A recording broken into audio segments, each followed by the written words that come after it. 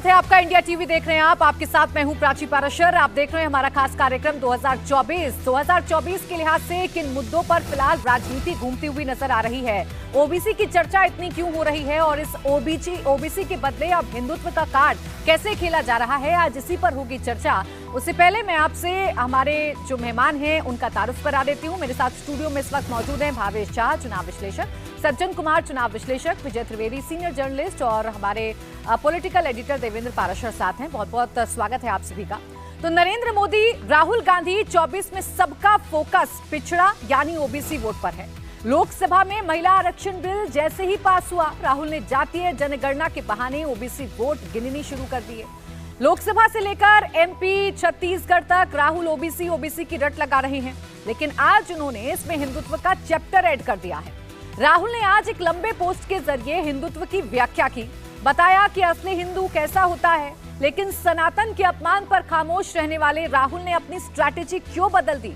क्या राहुल अब खुलकर नरेंद्र मोदी की पिच पर बैटिंग करना चाहते हैं? इन तमाम सवालों पर होगी आज की चर्चा। लेकिन आज राहुल गांधी कैसे सनातन की बात कर रहे हैं, कैसे हिंदुत्व की बात कर रहे हैं, ये हम आपको बताएंगे। तो क्या मंडल कमंडल अब राहुल गांधी का फोकस है? हिंदुत्व कार्ड से पहले राहुल अपनी हर सभा में आजकल ओबीसी, जातीय जनगणना का मुद्दा उठा रहे हैं। देखिए कैसे राहुल देश की 50% ओबीसी आबादी को टारगेट करने की कोशिश कर रहे हैं। हिंदुस्तान में ओबीसी है। ओबीसी कितने हैं भैया? ओबीसी कितने हैं हिंदुस्तान में? क्या ओबीसी की आबादी 5% है? क्या हो ही नहीं सकता। देश के सामने एक ही मुद्दा है, कास्ट सेंसस। ओबीसी कितने हैं? कास्ट सेंसस जब हमारी सरकार थी हमने किया। हिंदुस्तान में ओबीसी कितने हैं? नरेंद्र मोदी ओबीसी को बताना नहीं चाहते हैं। हमारा पहला काम कास्ट सेंसस होगा। हम देश को बता देंगे इस देश में कितने ओबीसी हैं। तो राहुल की नजर किधर है, नरेंद्र मोदी बखूबी समझ रहे हैं। राहुल हिंदुओं को बांटना चाहते हैं। यही वजह है कि मोदी अपनी सभी रैलियों में लोगों को आगाह कर रहे हैं, जातिवाद में ना फंसने की बात भी कर रहे हैं। मोदी आने गारंटी पूरी करने की गारंटी है। अब लोकसभा और विधानसभा में बहनों के लिए 33% सीटें आरक्षित हो जाएगी। हमारे राष्ट्रपति द्रौपदी मुर्मू जी, जो आदिवासी महिला, उन्होंने कल उस पर हस्ताक्षर करके अब उसको कानून भी बना दिया है। आपको, खास करके माताओं बहनों को बहुत सतर्क रहना होगा। अब वो नए नए खेल खेल रहे हैं। अब वो बहनों में भी फूट डालना चाहते हैं। माताएं बहनें संगठित न हो, जातिवाद में उनको तोड़ा जाए, भांति भांति के तर्क दर करके उसमें विभाजन कर दिया जाए, भांति भांति के झूठ फैला दिए जाए। कृपा करें मेरी माताएं बहनें, ये झूठ बोलने वालों के झूठ में न फंस जाएं। ये आपको तोड़ने की कोशिश करे मत करना। आपकी एकता बनी रहनी चाहिए, आपके आशीर्वाद बनने रहने चाहिए। देखिए, सबका फोकस ओबीसी वोट पर क्यों है, ओबीसी वोट 24 के चुनाव में क्यों निर्णायक है, ये हम आपको समझाते हैं कि आखिर देश के 13 राज्यों में ओबीसी की आबादी कितनी है। देवेंद्र और विजय जी, मैं आपसे रिक्वेस्ट करूंगी कि आप भी मेरे साथ आइए।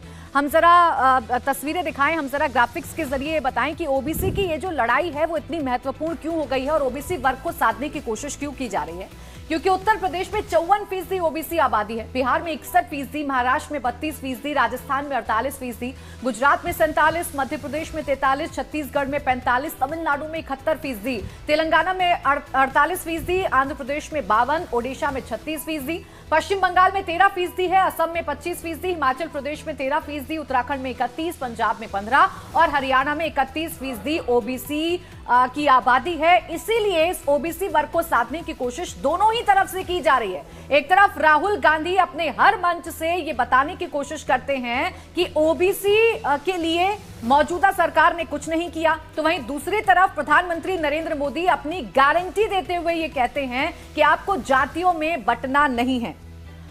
अब देखिए किसके खाते में कितनी ओबीसी वोट गए, कैसे ये ओबीसी फैक्टर काम करता है आपको ये भी बता देते हैं। ओबीसी फैक्टर पिछले 9 साल में बीजेपी के साथ दोगुना जुड़ा है, यानी ओबीसी वोट बैंक दोगुना जुड़ा है। जहां 2009 में बीजेपी के पास सिर्फ 22% ओबीसी वोट था, 2014 में बढ़कर 34 हुआ, 2019 में बढ़कर 44 हो गया, यानी ये दुगना हो गया। कांग्रेस की बात करेंगे तो 2009 में 24% ओबीसी वोट बैंक था कांग्रेस के साथ, जो कि 2014 में घटकर सीधा 14% हुआ और 2019 में ये 15% रह गया। क्षेत्रीय दलों की अगर आप बात करेंगे तो 2009 में 54% था, 2014 में 91% और 2019 में 41% था।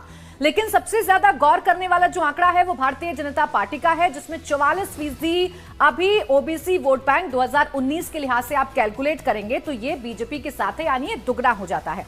देवेंद्र, क्या यही वजह है कि अभी विपक्ष भी मोदी के पिच पर आकर बैटिंग करना चाहता है, मोदी की पिच पर ही आकर खेलना चाहता है, जिसमें वो ओबीसी के जरिए जातियों में भी बांटने की कोशिश कर रहा है और सनातन की बार बार चर्चा करके ये मैसेज भी दे रहा है कि हिंदुत्व हम भी उसके साथ हैं। और बिल्कुल प्राची, अभी जो नैरेटिव दिख रहा है उसमें ऐसा लग रहा है कि 2024 का लोकसभा का चुनाव दो प्रमुख एजेंडे के इर्द गिर्द, दो प्रमुख नैरेटिव के इर्द गिर्द होने वाला है, जिसमें से एक सनातन यानी कि धर्म का मसला रहेगा, हिंदुत्व का मसला रहेगा, अपीजमेंट का आरोप रहेगा, दूसरी तरफ ओबीसी का मसला रहेगा। और बीजेपी की स्ट्रैटेजी को देखें, खासतौर पर तब जब प्रधानमंत्री नरेंद्र मोदी और अमित शाह ने दिल्ली संभाला, उसके बाद जो भी ओबीसी वोट बैंक है, चाहे कांग्रेस पार्टी के हिस्से का हो या फिर जो क्षेत्रीय दल हैं उनके हिस्से का वोट बैंक हो, भले ही क्षेत्रीय दल जैसे आरजेडी की अगर आप बात करें या समाजवादी पार्टी की बात करें, इन जैसे दलों में भी सिर्फ एक जाति विशेष तक उसको केंद्रित कर देना, उसके सहारे जो दूसरे ओबीसी वोट बैंक हैं उनको वहां से दरकाना, चाहे वो अपने दम पे दरक जाए या फिर जो छोटे छोटे क्षेत्रीय दल है जैसे ओम प्रकाश राजभर की पार्टी, निषाद की पार्टी, इस तरह की रणनीति बीजेपी की पूरी दिखते रही है और अगले 2024 के हिसाब से भी उसी के इर्द गिर्द गुना जा रहा है। और आइसिंग ऑन द केक जिसे कहते हैं कि अगर राहुल गांधी के हिसाब से ही ओबीसी सेक्रेटरी ही ओबीसी के लिए काम कर सकते हैं तो ओबीसी देश के प्रधानमंत्री हैं नरेंद्र मोदी, तो फिर उसके बाद सामने मुकाबला कहां बच जाता है। बीजेपी इस नैरेटिव को आगे बढ़ा रही है।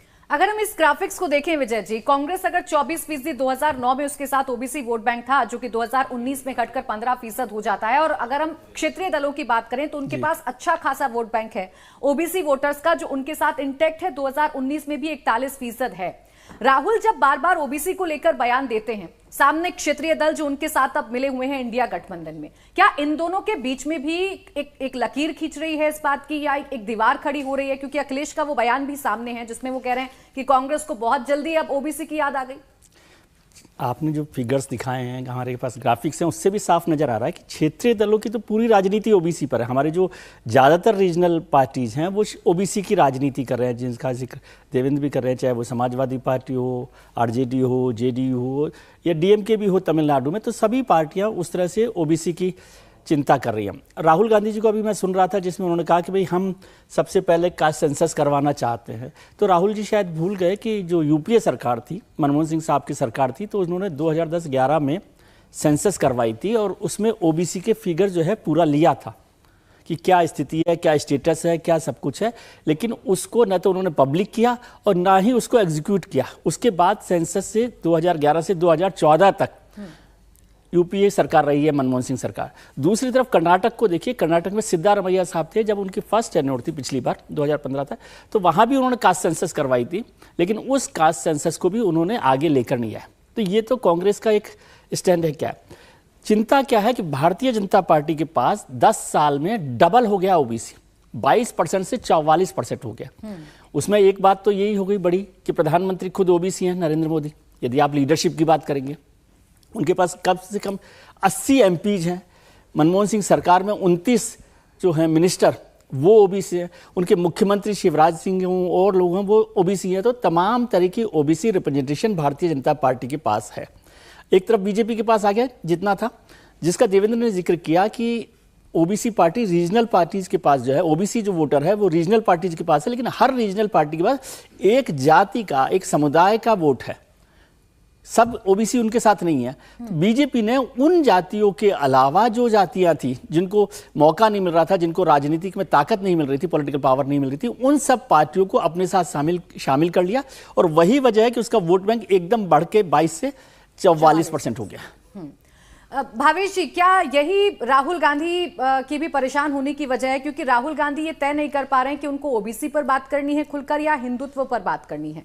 प्रधानमंत्री नरेंद्र मोदी हर रैली से अपनी बात को स्पष्ट करते हैं कि आपको बंटना नहीं है, जातियों में बांटने की कोशिश की जाएगी लेकिन आपको बंटना नहीं है।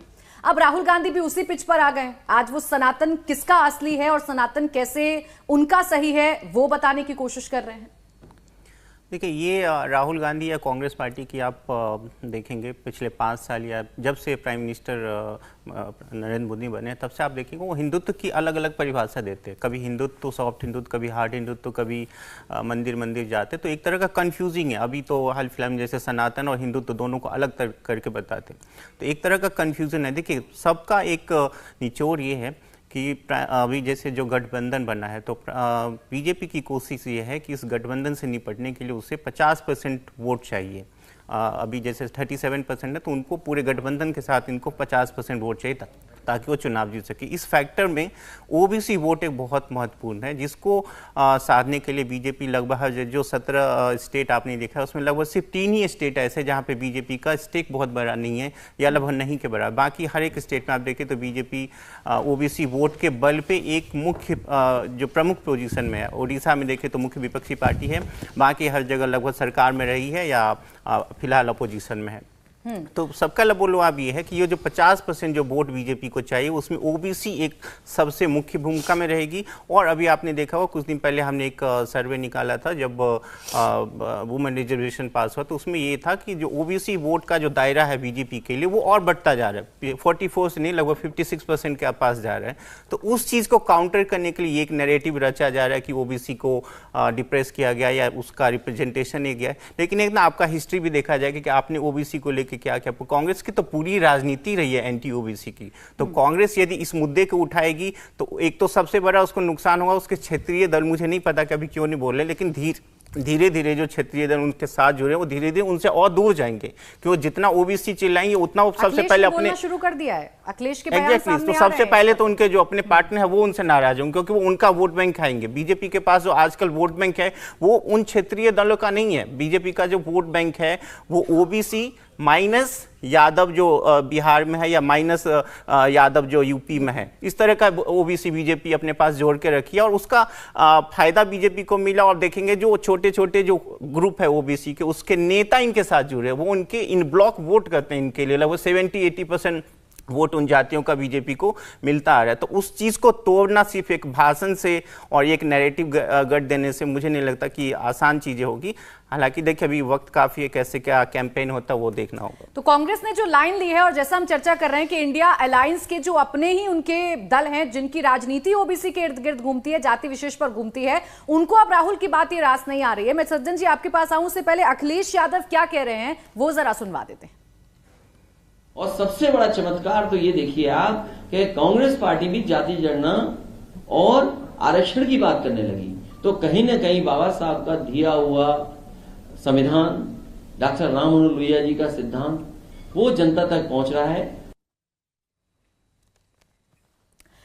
तो सज्जन जी ये तो चमत्कार लग रहा है अखिलेश यादव को कि ये तो चमत्कार ही हो गया कि अब कांग्रेस भी ओबीसी की बात कर रही है और जातीय जनगणना की बात कर रही है। यानी अखिलेश भी ये जानते हैं कि अगर इस पर एग्रेसिव हुई कांग्रेस तो वोट बैंक उनका ही छिटकेगा।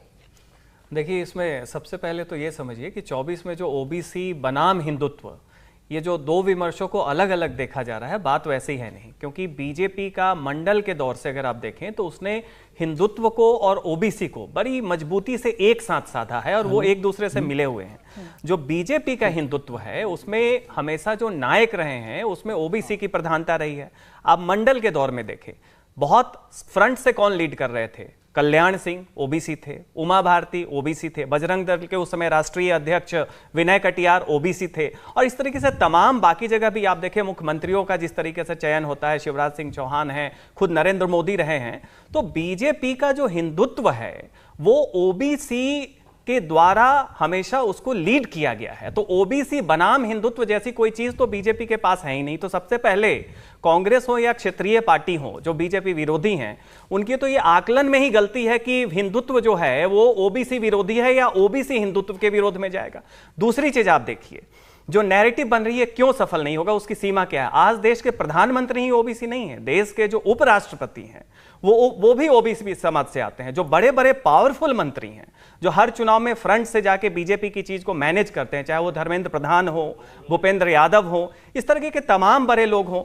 उसके अलावा आप देखिए जिस तरीके से ओबीसी की अनेक जातियों को संगठन में और चुनाव में जितना रिप्रेजेंटेशन बीजेपी देती है, जितना ज्यादा आप देखें कि एमएलए बीजेपी से चुन के आते हैं, जितनी ओबीसी जातियों का आधार बीजेपी के पास है, ये वो जातियां हैं जो जाति विशेष पार्टी के कारण नहीं बीजेपी को सपोर्ट कर रही है, वो अपनी जाति के प्रतिनिधित्व और हिंदुत्व से जो उनकी एक पहचान बन रही है। तो पूरा का पूरा जो विमर्श है बीजेपी का, वो हिंदुत्व उनका ऐसा है जिसमें ओबीसी बिल्कुल फ्रंट से लीड कर रहे हैं। इसलिए किसी भी तरीके से यह मानना कि आप ओबीसी और हिंदुत्व को दो अलग अलग खांचे में ढालेंगे, यह तभी संभव है जब आप कुछ दबंग पिछड़ी जातियों को ओबीसी का प्रतिनिधि माने, और वैसा कुछ होने नहीं जा रहा है। दबंग पिछड़ी जाति क्षेत्रीय दलों के द्वारा पहले भी विरोधी थे और अभी भी रहेंगे, तो बीजेपी का उनसे कोई खास घाटा या नफा वाली बात है नहीं। जो जैसा भावेश जी ने कहा, जो ओबीसी की बढ़त हो रही है बीजेपी के अंदर, वो आने वाले समय में भी और बढ़ेगी, वो बढ़ती जाएगी। कारण यह है कि प्रतिनिधित्व मिल रहा है, एक सांस्कृतिक पहचान मिल रही है, और हिंदुत्व का विमर्श अब ब्राह्मणवादी नहीं रहा, ये सबल्टर्न हिंदुत्व हो गया है, जिसमें ओबीसी, दलित और आदिवासी ये बहुत आगे बढ़ चढ़ के हिंदुत्व के विमर्श को आगे बढ़ा रहे हैं। तो आने वाले समय में बढ़ता जाएगा। ओबीसी समाज कम से कम कांग्रेस पे कभी नहीं विश्वास करेगा, क्योंकि आजादी के बाद से इनकी नीति ओबीसी विरोधी मानी जा रही है, और ये नवोदित प्रेम का बहुत असर होगा नहीं। इंडिया टीवी हर वक्त हर जगह डाउनलोड करने के लिए सर्च करें India TV news Google play store या ऐप स्टोर पर।